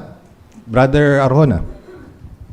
May part din dito yung mga magulang, gaya na binanggit dito, kasi magkaminsan, dahil nga sa yung payag kanina na gusto makabut magandang future at hindi naman masamang edukasyon, na imbis na mag-focus muna sa spiritualidad, nauna yun doon. Katulad halimbawa yung study ko, gusto ng nanay na mag-aral sa universidad. May kakayahan naman siya. Pero sabi ng anak niya, "Kuya, hindi ko pa kasi kaya tatayo laban sa pressure eh. Baka gusto ko muna mag-Bible study, magpasulong, saka na lang." Ayaw ng nanay kasi nga dahil nga sa panahon na nag-iisa, paano ka na, mawala ka. Yan ang mag-aral, ayun, napahamak. Kaya di natin masasabi, kaya dapat titingnan din naman magulang, bagamat hindi na bawal, kung kaya ba ng kanilang anak na masustain yung ka-spiritual nila kahit na mag-aral. Maraming salamat. Brother Jay Calso.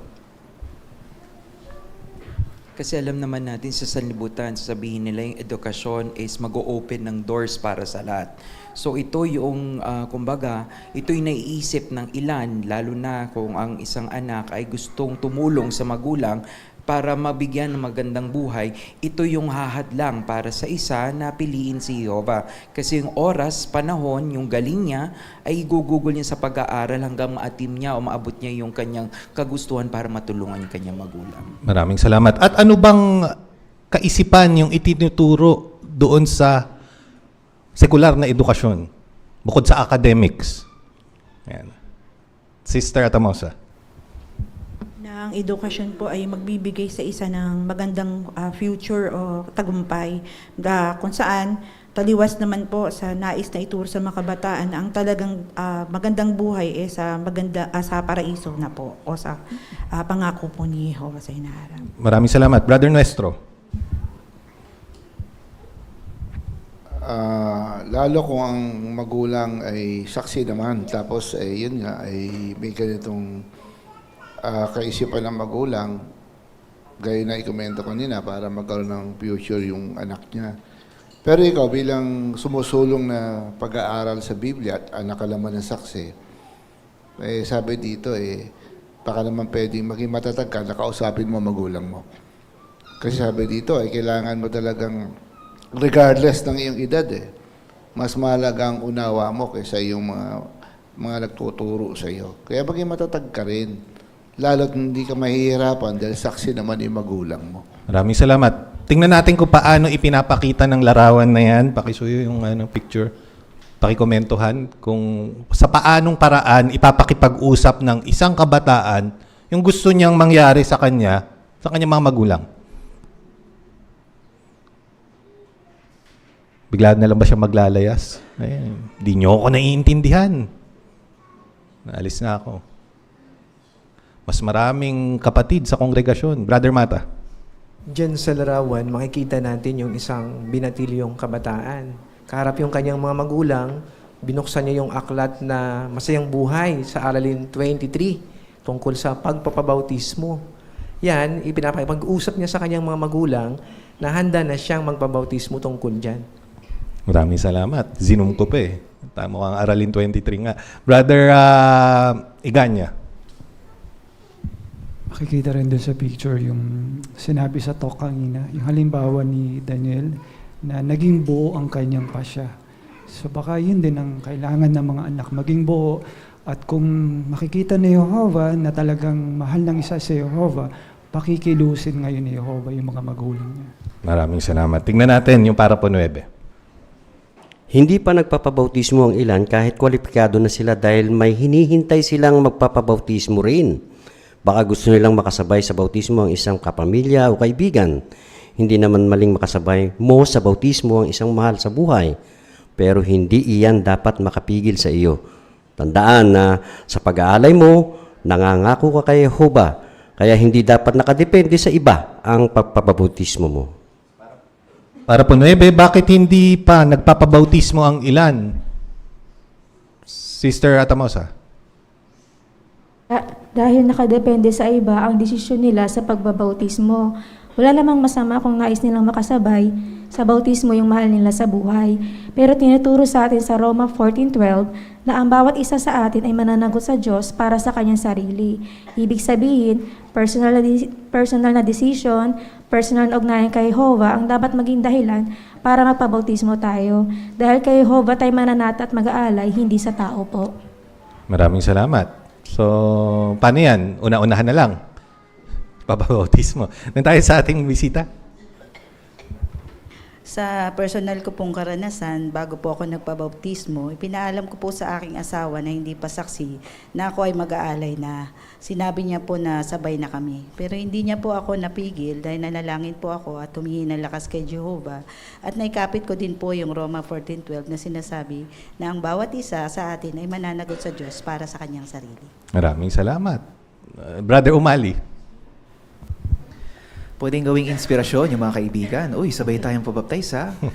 Pero iba-iba kasi ng pagsulong eh. Halimbawa, binanggit yung illustration kanina, yung sa pagmamaneho. Paano kung yung kaibigan mo mabagal magmaneho? Baka hindi mo maibigay yung best mo kay Jehovah kasi hinihintay mo siya. Paano naman kung sobrang bilis niya magmaneho? Baka hindi ka pa ready na i-absorb, i-apply yung mga principle. Magiging kawawa ka din bandang huli. Oo. Kaya maganda, tingnan nyo yung pagsulong nyo, gaya ng binabanggit sa Roma 14:12, individually. No, kasi individual naman yung kaugnayan natin kay Jehovah. Bagaman maganda yung motibo kasi magpapabautismo pa rin kayo pareho, pero ikapit natin yung teksto. Isang magandang punto na dapat isa-isip ng isa, tandaan na malapit na ang wakas. Para po, Gis. Bukod sa mga nabanggit na, hindi pa nagdidesisyon ng ilan na magpabautismo kasi iniisip nilang matagal pa ang wakas. Pero mataba bang isipin iyan? Nagbabala si Jesus sa mga alagad niya, manatili kayong handa dahil sa oras na hindi ninyo inaasahan, darating ang anak ng tao. Para po, Gis, ano ang isa pang dahilan kung bakit hindi pa nagpapabautismo ang ilan?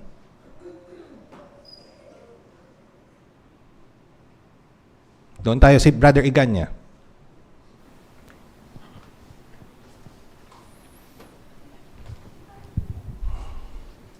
Iniisip niya ang ilan kasi na ang wakas na binabanggit niya ni Jesus ay matagal pa. Kaya hindi sila nagpapabautismo. Salamat. Maraming salamat po. Isipin nyo, no? Kung yung tatay nyo ay pinalaking saksi din, ikaw nga tay, Kaya mo nagpabautismo kasi akala mo malapit na yung wakas, may anak ka na ngayon, may apo ka na, wala pa ring wakas, di ba? Bakit delikado yung ganung mindset? Bakit hindi dapat yun ang isa-isip natin? Ano yung ipinapayo sa atin ng Biblia? Sister Manalo? Sabi po dito na hindi daw dapat nating isipin yan. Nagbabala si Jesus sa mga alagad niya sa Lucas 12:40. Sabi dito na manatili kayong handa dahil sa oras na hindi nyo inaasahan, darating ang anak ng tao. Oo, kaya makikita natin. Brother Belmonte. Iniisip ng iba na masama kung nakabase ka lang sa panahon. Kaya pala magpapabaptize ka kasi malapit na yung wakas. Pero hindi pala laging masama yung ganong motivation kasi magbibigay kasi yun sa'yo ng source of urgency na hindi ka na magpabanjing-banjing pa, hanap pa ng ibang goal sa sanlibutan, kundi magpapaalala sa'yo na walang kasiguraduhan yung oras. Kaya hanggang maaga pa, gawin mo na yung tama. Pero kahit ganun pa man, mahalaga na yung pinaka-goal dito, yung mahal mo yung Diyos. Kaya ka magpapabautismo. Pansinin ninyo yung magsasaka kanina na nakita yung gusto niyang property, tapos binili niya kaagad. Hindi niya sinabing, mayroon pa naman darating na susunod niyan. May magbebenta pang iba, baka mas maganda pa. Nung nakita niya na yon, nandun yung sense of urgency niya. Brother Nuestro.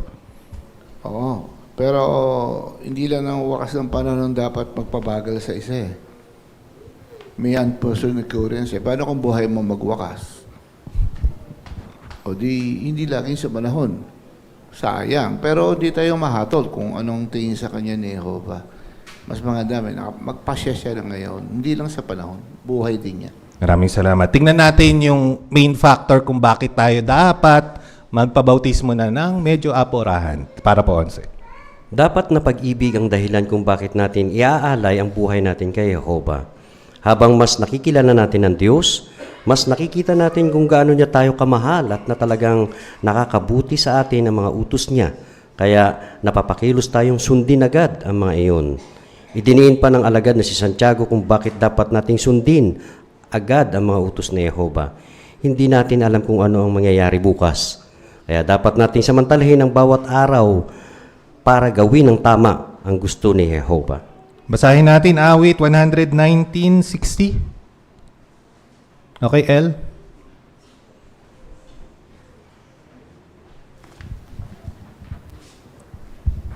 Nagmadali ako at hinupad ko agad ang mga utos mo.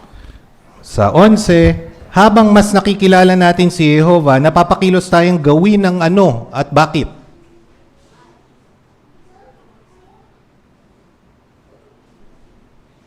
Sister Calso, sharing.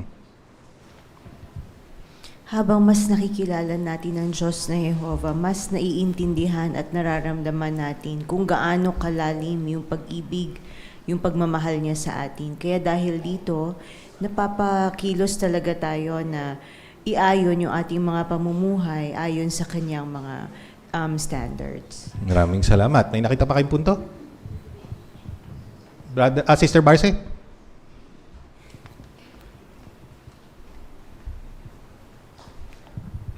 Paulit-ulit po na pinapaalalahanan tayo ng Biblia na manatiling gising. Ibig sabihin, lagi tayong nakafocus, pangunahin natin ginagawa ang para kay Jehovah. Habang ginagawa natin ang para sa Kanya, mas lalong nakikilala natin Siya at lalong lumalalim ang pag-ibig natin sa Kanya. At ang mahalaga, sa paggawa nito, handa tayo dahil hindi natin alam kung kailan darating ang paghatol at ang araw ng galit niya.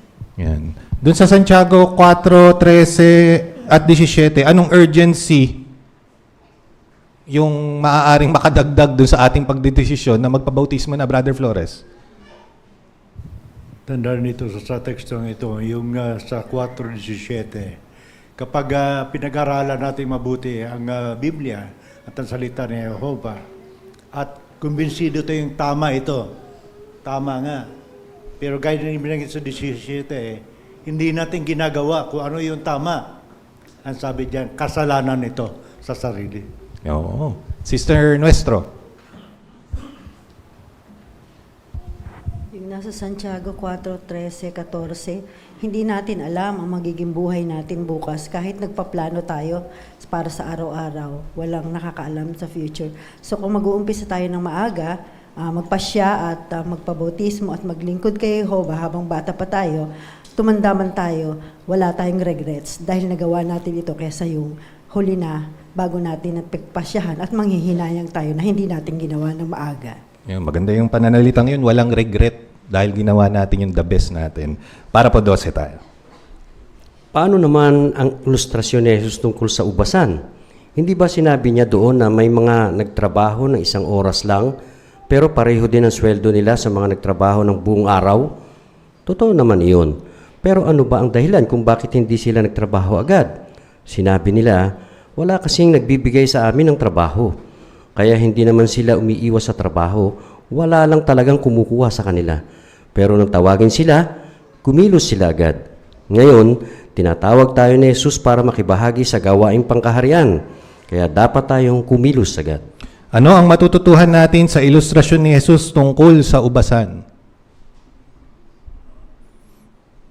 Parang conflicting ito sa pagiging apurahan. Pwede naman palang later. Sister Maglangit.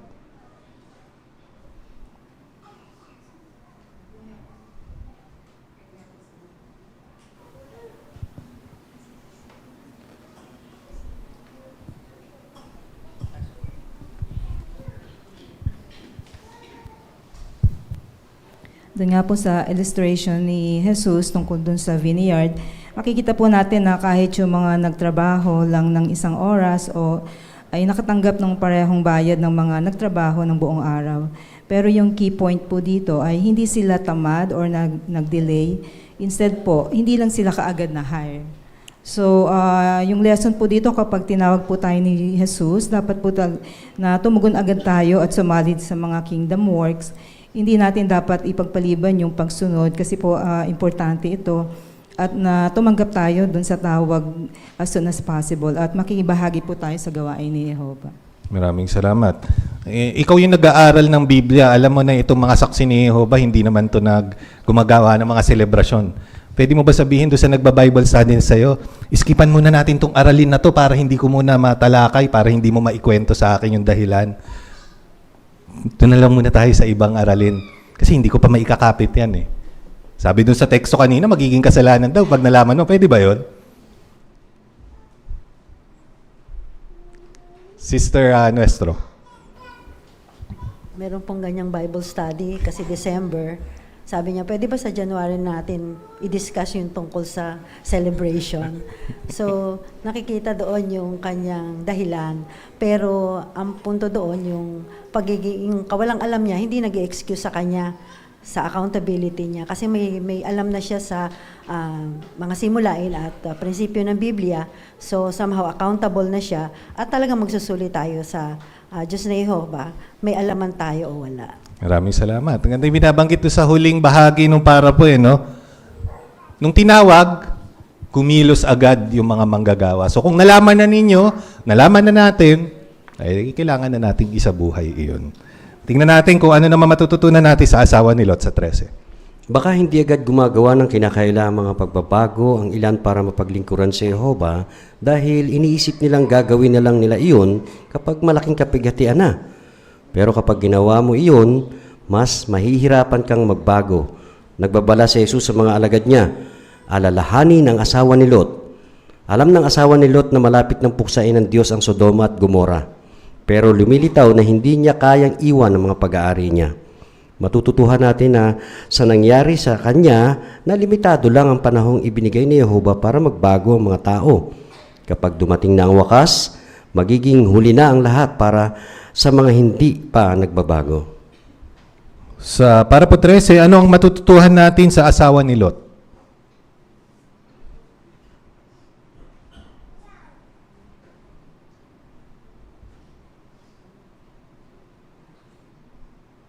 Huwag lumingon lang ba? Brother Mata. Alam ng asawa ni Lot na pupuksain ng Sodoma at Gomora. Kaya ang problema, yung puso niya hindi handa na iwanan ito. Hindi agad-agad siya nakomiss na baguhin agad yung paraan ng pamumuhay niya. Kaya doon, na nangyari, pinuksa iyon, imbis na sabi ni Lot, dumiretso na wag na lumingon, dahil nandun ang puso niya, lumingon siya. At doon, nawala yung agad na sana, inagdas na sana ang buhay niya. Paano natin ito maikakapit sa ngayon? Sister MJ Abellanosa.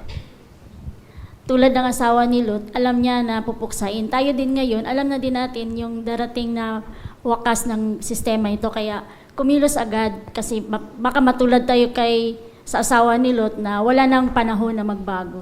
Naka-attend ka ng pulong, sinabi mo, in-extend yung pagpapatawad hanggang bago mag-Armageddon. Pwede pa palang magbago nun. So, okay lang. Sister Atamosa, doon sa likod. Ganun pa rin po dapat maunawaan niya na may time frame na sinusunod si Jehovah. Kaya bagamat limitado po ito, kailangan kumilos po siya kagad para hindi mahuli at mataya ang mismo niyang buhay. Maraming salamat. Brother Nestro. Malaking bagay yung motibo.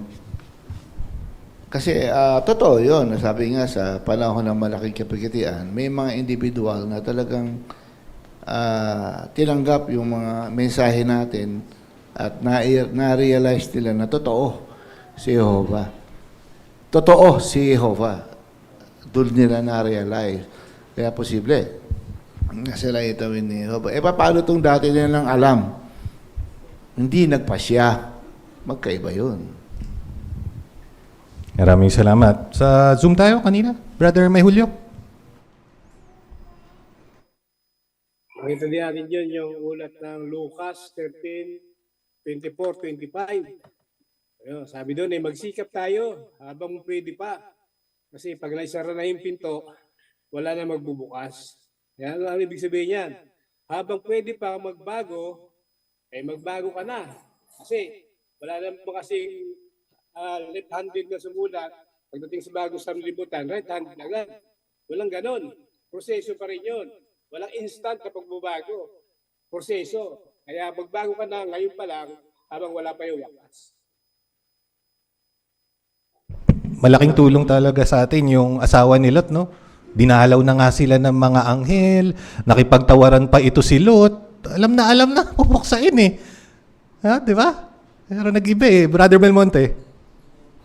Kapag masyado po kasing ikinapit yung buhay natin sa mga material na bagay dito sa mundo na to, yun yung magiging dahilan para maging delay yung mga desisyon natin. Paano pag-araw ng malaking kapigatian, tapos nalagay ka sa pagsubok, may kinalaman sa material na pag-aari mo, at yun yung dahilan, kaya na-compromise mo yung katotohanan. Maaaring yung pa yung magiging dahilan para mataya mo yung buhay mo. Na sana habang ngayon, pinapractice mo ng maging tapat, unahin ng kaharian, ganun din yung malamang na reflection sa hinaharap. Maraming salamat. Habang nag-aaral ka, dumalalim yung nalalaman mo sa Biblia. Tingnan natin ano yung dapat na maging epekto nito sa iyo, sa 14. Kitang-kita sa mga nangyayari sa ngayon na natutupad na ang mga hula sa Biblia tungkol sa katapusan ng sistemang ito. Pero paano kung hindi ka pa direktang naapektuhan ng ilan sa mga hulang iyan? Dahil nakikita mong nangyayari iyan sa maraming lugar. Dapat na mapakilos ka nito na gumawa agad ng mga pagbabago at magpabautismo. Tingnan ang halimbawa ng mga Kristiyano noong unang siglo, pinayuhan sila ni Apostol Pedro na maging laging handa o alisto dahil ang wakas ng lahat ng bagay ay malapit na. Lumilitaw na tumutukoy ang wakas na iyon sa katapusan ng Hudyong sistema noon. Sinabi iyan ni Pedro sa mga Kristiyanong malayo sa Jerusalem, kaya hindi sila direktang apektado sa pagkawasak ng lungsod. Pero nang makita na lang natutupad na ang hulang iyon, mas naging sigurado sila na matutupad din ang lahat ng iba pang pangako ni Jehovah. Ganyan din sa ngayon. Habang nakikita mong natutupad ang mga hula tungkol sa wakas, mapapakilos ka nitong sumulong at magpabautismo. Sa 14, ano ang dapat na maging epekto sa iyo ng katuparan ng mga hula sa Biblia?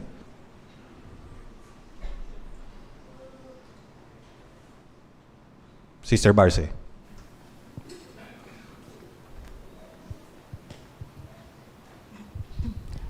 Maraming hula sa Biblia na mga tumpak na natupad na. Mayroong hindi pa. Kaya pag-isipan natin, lalo na sa mga nagpaplano pa lang na magpabautismo, kung mayroong mga hulang natupad na at mayroong hindi pa, tandaan natin na tiyak matutupad ito, malapit na. tulad ng hinihintay natin na malaking kapighatian. Pagkatapos nito, ang wakas na Armageddon. Kaya ngayon pa lang, kumilos na, pangunahin ang focus natin para kay Jehovah. Partikular na ang hindi pa nagpapabautismo. Tandaan natin yung payo ni Apostol Pedro na laging handa, alisto, dahil talagang malapit na ang wakas. Maraming salamat. Brother Barce, karagdagan pa. Itong babala ito na sinasabi dito sa Biblia, hindi lang ito sa di pa nagpapabautismo, kundi ito ay sa mga bautisado na. Kung titingnan natin si Lot, ano ba si Lot? Di ba? Tagal na. Pero mayroong panahon na binabaliwala ang mga hulang ito kasi sila din nakakalang, ay, hindi pa darating. Pero tandaan natin, hindi natin alam bukas kung ano ang mangyayari. Kaya dapat lagi tayong gising sa espiritual na mga bagay. Maraming salamat. Kaya kita natin, no? Talagang may pagbabagong kailangan gawin ng isa na gustong palugdan si Jehovah. Sister Atamosa. Kaya dapat po nating ituring na yung laging pagbibigay ni Jehovah ng babala. Isang paraan yun na gusto niya kasing maligtas yung mga tao. Kaya sabi nga po, kung ano yung pananaw natin sa ngayon, magiging ganun tayo sa malaking kabighatian. Kaya dapat maging matatag po ang isasanghin pa lang. Maraming salamat. Kaya kung malapit na noon na iniisip natin, mas malapit na ngayon. Para po 15. Sinabi ni Pedro sa ikalawang liham niya kung paano tayo magiging handa sa araw ni Jehovah, ang katapusan ng sistemang ito. Napakalayo pa ng araw na iyan para sa mga unang siglong Kristiyano, pero sinabihan na sila ni Pedro na isaisip o panabikan ang araw na iyan. Kung isinasaisip natin ang araw ni Jehovah, mas aabangan natin ang pagdating nito. May papakita natin iyan kung gagawa tayo ng banal na paggawi at mga gawa ng makadiyos na debosyon. Siguradong mapapasaya mo si Jehovah kung gagawin mo iyan. At mapapasaya mo pa siya kapag iniaalay mo ang sarili mo sa Kanya at nagpabautismo ka. Basahin natin ikalawang Pedro 3, G hanggang 13. O si Jong? Pero ang araw ni Jehovah ay darating ng gaya ng magnanakaw, kung kailan ang langit ay maglalahong ng may malakas na ugong. Pero ang mga elemento na napakainit ay matutunaw, at ang lupa at ang mga gawang naroon ay mahahantad. Dahil ang lahat ng bagay na ito ay matutunaw sa ganitong paraan. Pag-isipan ninyo kung anong uri ng pagkatao ang dapat na taglay ninyo. May banal na panggawi at mga gawa ng makadiyos na debosyon. Habang hinihintay ninyo at isinaisip ang pagdating ng araw ni Jehovah, kung kailan ang langit ay wawasakin sa apoy at ang mga elemento ay matutunaw sa matinding init. Pero may hinihintay tayong bagong langit at bagong lupa gaya ng pangako niya. At sa mga ito ay magiging matuwid ang lahat ng bagay. Maraming salamat. Sa 15, paano tayong magiging handa sa araw ni Jehovah? Gaya ng binanggit sa ikalawang Pedro 3, G hanggang 13.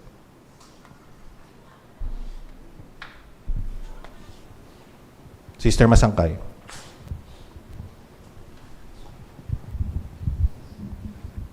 Kailangan talaga natin na ipakita yung banal na paggawi at ganun din yung bukod tanging debosyon kay Jehovah. At habang inintay po natin yung dakilang araw niya, kailangan po na busy tayo sa paggawa ng kalooban niya. At kung ginawa po natin iyon, mapapasaya po natin yung puso ni Jehovah. Yan. Hindi naman tayo nananakot, no? Pero nandiyan yan sa teksto. Brother Umali. Pero baka maitanong ng isang study, paano ko gagawin yung banal na paggawi tsaka yung gawa ng makadiyos na debosyon? Ito ba yung house to house? O hindi? Sa isang reference, ito yung pakikibahagi sa mga spiritual na gawain. Example, Bible study. Kaya maganda sa isang Bible study, maging firm siya sa schedule niya once a week. Halimbawa, ang schedule nila is Sunday. Maganda kung every Sunday, magiging firm siya na mag-i-study siya. Kasi mahabang panahon yung lilipas kung mag-i-skip siya ng study na yan. Kaya sa ganung paraan, mapapalalim niya yung pag-ibig niya, yung devotion niya para kay Jehovah. Okay. Kaya makikita natin, applicable pa rin ito kahit sa mga hindi pa bautisado sa ngayon. Kung bakit makakabuting magpabautismo ka na ngayon, huling mga para po 16 at 17. Ngayon na ang pinakamagandang panahon para magpabautismo. Nang makausap ni Felipe ang mataas na opisyal na Etiope, nakita ng Etiope kung gaano kahalagang kumilos agad. Nang maintindihan niya ang mabuting balita at magkaroon siya ng pagkakataong magpabautismo, hindi niya inisip, gusto ko pang matuto ng higit tungkol sa mabuting balita. Baka may iba pa namang magdadaan ng lugar kung saan ako pwedeng magpabautismo. Sa halip, sinabi niya kay Felipe, ano ang nakakahadlang sa akin na magpabautismo? Pagkatapos mabautismohan ng Etiope, masaya siyang nagpatuloy ng paglalakbay. Napakaganda ng ginawa niya. Kung nag-aalangan ka pang magpabautismo, magtiwalang tutulungan ka ni Jehova at gusto niya magkaroon ka ng malapit na kaugnayan sa Kanya. Tutulungan kanyang makayanan anumang ikinatatakot o kinababahala mo, pati na ang anumang bagay na pwedeng humadlang sa pagpapabautismo mo. At kapag nabautismuhan ka na, magiging masaya ka dahil napapasaya mo si Jehova. Makikita mo rin na hindi na mahalaga sa iyo ang mga bagay na nasa likuran. Mas aabangan mo na ang mga bagay na nasa unahan, ang katuparan ng mga pangako ni Jehova para sa mga nag-alay sa Kanya at nagpabautismo. Maraming salamat, Brother Libres, sa pagtulong sa amin sa pagbabasa ng mga parapo. Basahin natin 2 Korinto 6:1 at 2. Sige, dito tayo kay Brother Daulong. Bilang mga kamanggagawa niya, hinihimok namin kayo na kung tinanggap ninyo ang walang kapantay na kabaitan ng Diyos, huwag ninyo itong baliwalain. Dahil sinasabi niya, sa isang panahon ng kabutihang loob, ay pinakinggan kita. At sa isang araw ng kaligtasan, ay tinulungan kita. Talagang ngayon ang panahon ng kabutihang loob. Ngayon ang araw ng kaligtasan. Maraming salamat. Kailan ang pinakamagandang panahon para magpabautismo? Binanggit dun sa teksto. Sister Vasquez. Josie Vasquez. Huwag nang ipapagpabukas pa kung gusto ngayon na. Sino yung halimbawa niyan na hindi na nagpatumpik-tumpik sa pagpapabautismo? Brother Vasquez?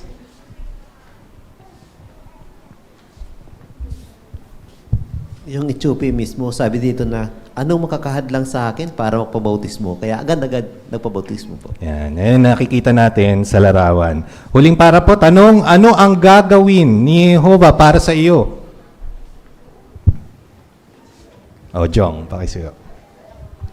Dahil gusto ni Jehova na magkaroon ka ng malapit na kaugnayan sa Kanya, so tutulungan ka ni Jehova makayanan ang anumang kinakatakot o ikinababahala, pati na ang anumang bagay na pwedeng humadlang sa pagbabautismo mo. So after nang nabautismuhan ka na, yung mga bagay na nasa likuran ay hindi na mahalaga sa iyo. So aabangan mo na ang mga bagay na nasa unahan, ang katuparan ng mga pangako ni Jehova para sa mga nag-alay sa Kanya at kung bakit ka nagpabautismo. Maraming salamat. Repaso mga tanong, ano ang nakakapigil sa ilan na magpabautismo? Sister Centillas. Natatakot nga po yung iba na baka hindi nila mapasaya si Jehova. Pangalawa po, iniisip nila na kulang pa yung kaalaman nila. At pangatlo, nakapokus sila sa ano yung mga bagay na mawawala nila kapag nabautismuhan sila. Sumunod naman ay hinihintay po nila yung iba na magpabautismo din o may kaibigan nila o kamag-anak para sabay na sila o yung kalagayan ng puso ng isa at yung impluwensya ng iba. Maraming salamat. Bakit makakabuting magpabautismo ka na agad?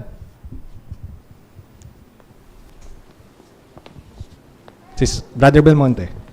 Kasi yun po yung tutulong para mas lumalim yung relasyon mo sa Diyos na Jehova. Natandaan natin, lahat ng pagnanasa ng sanlibutan, yaman, kasiyahan, status, pansamantala lang yun.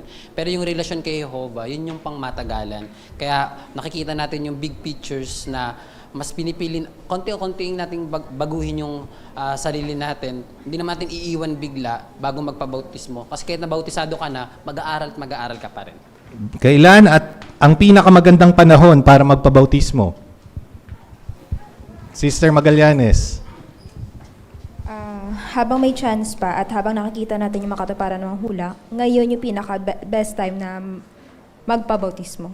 Maraming salamat. Maraming salamat sa inyo mga kapatid at na-appreciate namin yung mga Bible study namin na nakinig, dumalo sa pulong at yung mga nag-iisip magpabautismo. Alam namin may mga hamon yan. Baka isa kayo doon sa nakakaranas ng mga ganito at pinag-iisipan pa kung kayo ay magpapabautismo o hindi. Pero tandaan ninyo, tutulungan tayo ni Jehovah. At kung sakali mang tayo mabautismohan, makapag-alay na, sa susunod na artikulo, makikita natin kung paano natin mapaghahandaan yung mga hamon pagkatapos ng bautismo. Muli, maraming salamat sa inyong mga kapatid, mga kaibigan. Sara natin ang ating pagpupulong sa pag-awit. Awit bilang 38, isang assurance para sa atin. Tutulungan kanya hango sa unang Pedro Kabanatang 5, talatang 10.